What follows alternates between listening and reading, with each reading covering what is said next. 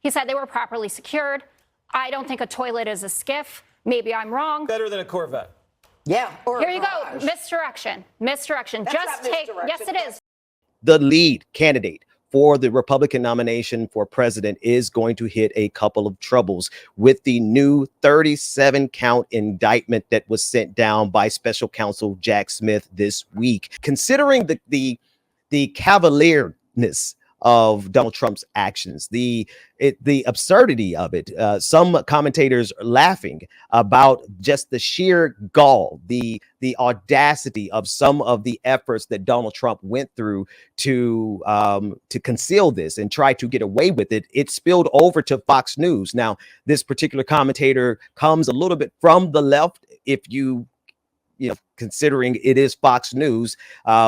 But listen to the seriousness, listen to the breakdown of exactly what Donald Trump was doing, and consider the absurdity of the former president. The documents that were panning across the screen, that there were documents found in the bathroom, in the shower, in the ballroom, in his bedroom, in his office. That there were documents pertaining to our nuclear programs, pertaining to our weaknesses and our allies' weaknesses. What makes us vulnerable, clearly a national security risk. What has been proven time and time again when it comes to this particular case is that Donald Trump and all of his supporters have been lying to us about what happened. So first he went with everything was declassified because he's magic and he can look at things and they become declassified. Now he's on tape admitting the fact that he's showing people, Mark Meadows' team, when he's trying to do the book, a document that was still classified, and that he knows that he doesn't have the power to declassify it anymore because he's no longer president. He said they were properly secured.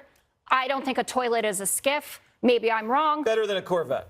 Yeah. Here you go. Misdirection. Misdirection. Just take. Yes, it is. The whole because point. No, it's not. Because in the B block, we'll talk about Ukraine, and then I can hear about Viktor Shokin all over again. He also said that he complied with everything. We know he flouted subpoenas, and now we know that he asked his lawyers to get rid of things. It seems, and yes, I'm not a lawyer, but I'm decently smart. I know some viewers don't necessarily think that, but I'm telling you, and a few of my teachers would agree, that this seems like a pretty clear case of obstruction. And Jonathan Turley's been on our air all day talking about this and saying that these charges are the darlings of what they're looking for because they are easy to prove, especially when you have pictures of them. So if Hillary actually does get rid of things. Here we go. This has nothing to do with Hillary Clinton. No, it doesn't. If you want to argue and you want to talk about, again, the difference between gross negligence and extremely careless, a lot of people have that conversation. But today, you are looking at boxes of classified documents strewn across a public place, also that were transported to another location, even to the point whoever the family member who texts, I won't be able to fit all the boxes on the plane. Whatever shall we do? That's from Fox News, The Five on Fox News. So this is the interesting thing about Fox News. They also are attempting to sever ties with Donald Trump because they are casting their lot with Ron DeSantis. There seems to be some Republicans who do not believe that Ron DeSantis can get the nomination, or rather can win against Donald Trump. So there are some political commentators from the right who are backing away from Ron DeSantis. We will keep an eye on that because that is going to create an interesting scenario when it comes to the primaries, because the divide in the Republican Party is a critical one at this point, because we need those fascists to weaken each other. If I could just state it very clearly, I am concerned about the balance of power on the side of the Republican Party because, well, we're dealing with the Republican Party that is a party of fascism at this point.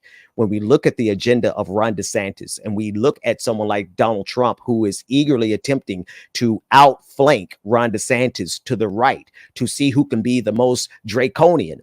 This is the kind of campaign that we're looking at in 2024.